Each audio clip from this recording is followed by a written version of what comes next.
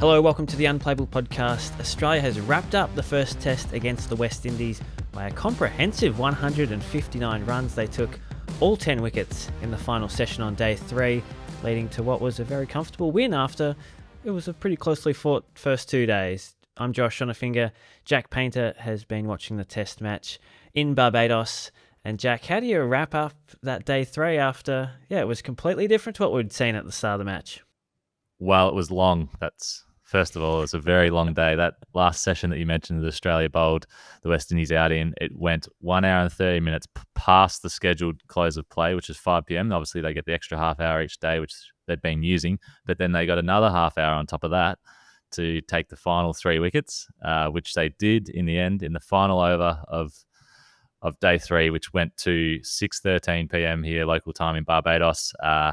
Nathan Lyon took 2 wickets in that 8th over, past the scheduled close of play, and Australia got the victory by a comprehensive margin. So, it was a day that started very well, I guess, for Australia with, kind of consolidating their batting effort, and that put them in a position to dominate the rest of the contest from there. I mean, it makes sense that they wanted to play on, doesn't it? There's no point coming back tomorrow just to take the final 2 wickets, surely.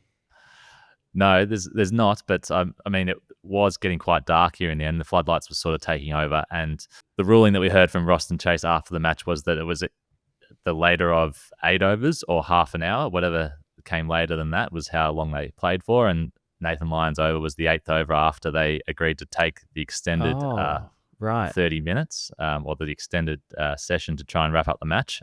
So if he hadn't have got those 2 wickets, they were coming back tomorrow to try and get those 2 wickets in the morning.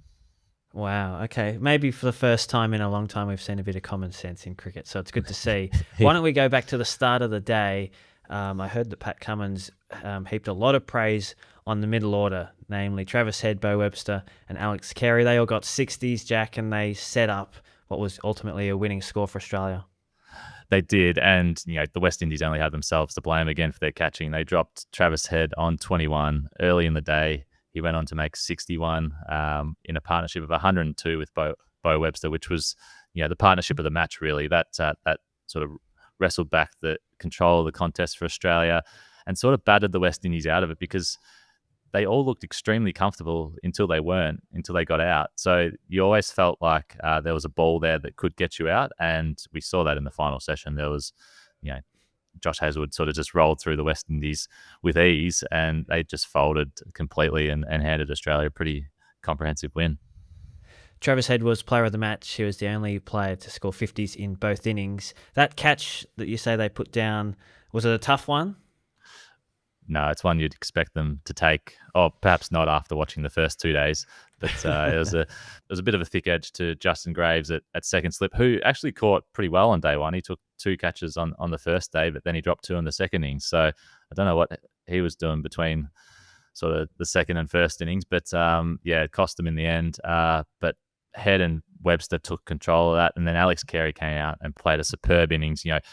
Really took on the West Indies attack, launched a couple of sixes down the ground, brought up his 50 in 40 balls, and from there it was just all Australia. Yeah, another really valuable contribution from Alex Carey, who has become pretty consistent in that number 7 role. Shamar Joseph, another 5 wickets for him. Just can't stop taking wickets against Australia, can he?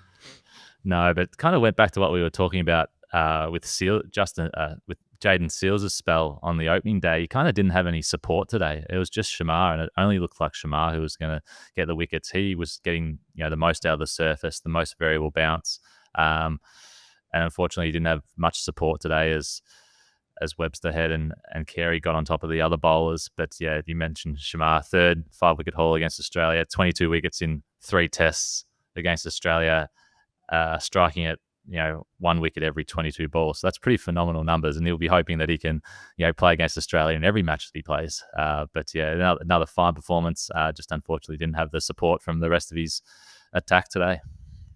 So the West Indies were set 301 runs to win there, but things never really got going for them, did that? Mitchell Starc got a wicket in the first over, and then Josh Hazlewood, as you touched on, was pretty much unplayable in his second spell there today. 20th first over wicket in Test cricket for Mitchell Starc.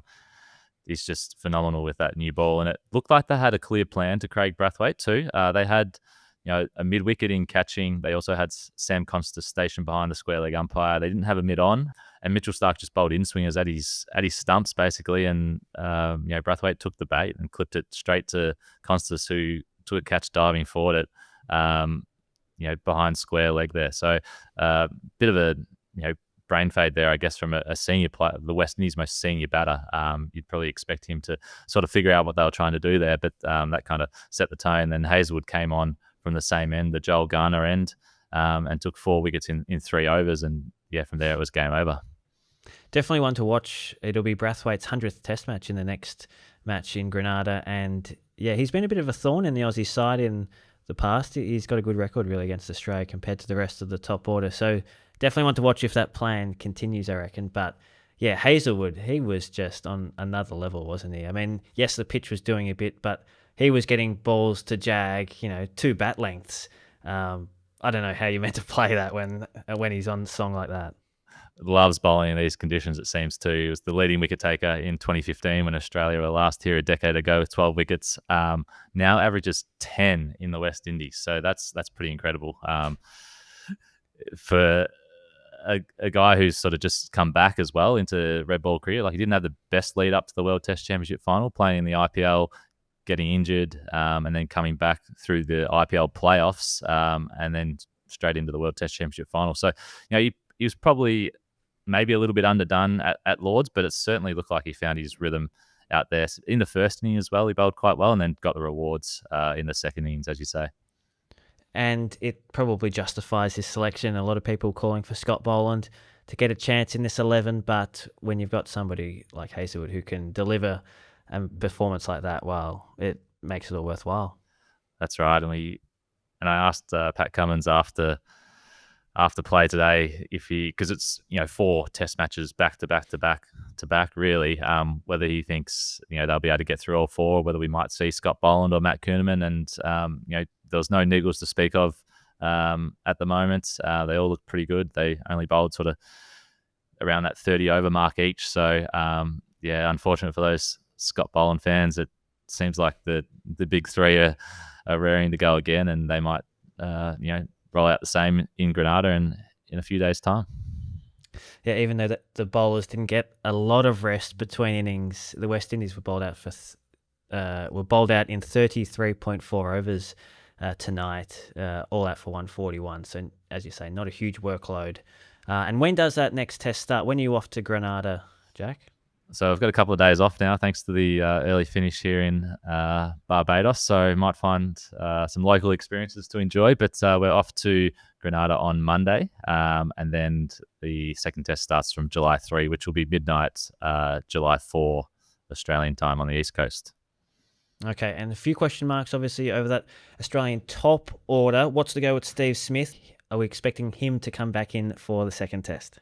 Well, he was due to arrive back in Barbados on day 5. Obviously, the match hasn't got to day 5, so I'm sure we'll see him on Sunday or on the plane to Grenada.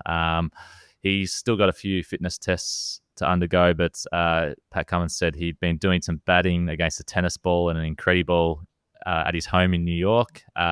So it's just a wait and see once he gets back on the ground with the team, whether he can bat against bowlers with that finger in the splint. So it'll be his right hand, which is his bottom hand, and that's sort of where you get all your power from. But obviously, Steve Smith is pretty creative in the way he goes about his batting. So who knows? We'll just have to wait and see whether he can front up at training.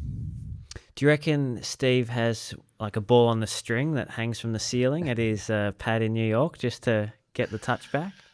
The way he trains and his methods and stuff, it wouldn't surprise me if he's got some other obscure method, but certainly the ball on the string. I remember having that hanging up in the pergola of my backyard when I was a little kid, and I'd spend hours out there hitting it. So potentially he could be doing that.